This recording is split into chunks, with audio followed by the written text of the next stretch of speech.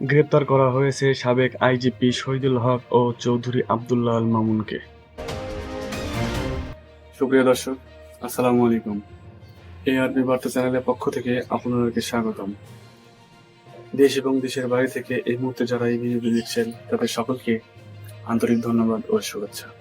এতক্ষণ শুনছিলেন সংবাদ শিরোনাম, এখন বিস্তারিত। গ্রেপ্তার করা হয়েছে পুলিশের সাবেক আইজিপি শহীদুল হক ও চৌধুরী আব্দুল্লাহ আল মামুনকে।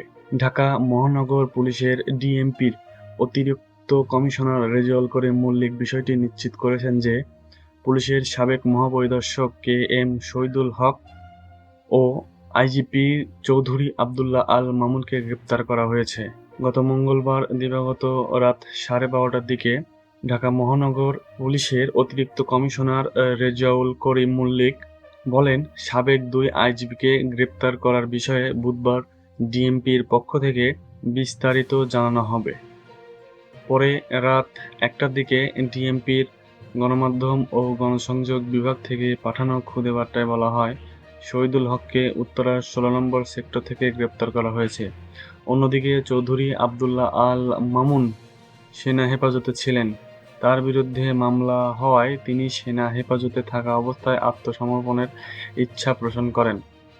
রাতে তাকে পুলিশের হেফাজতে নেওয়া হয়। সুপ্রিয় দর্শক, আমাদের এআরবি বার্তা চ্যানেলটি নিয়মিত দেশের সর্বশেষ আপডেট নিউজ সম্প্রচার করে থাকে। সকল নিউজ সবার আগে পেতে আমাদের চ্যানেলটিকে সাবস্ক্রাইব করে আমাদের সাথে থাকুন। সুপ্রিয় দর্শক, ভিডিওটি ভালো লাগলে অবশ্যই লাইক করুন। কোনো মন্তব্য থাকলে কমেন্ট বক্সে জানিয়ে দিন আপনার মূল্যবান মন্তব্য।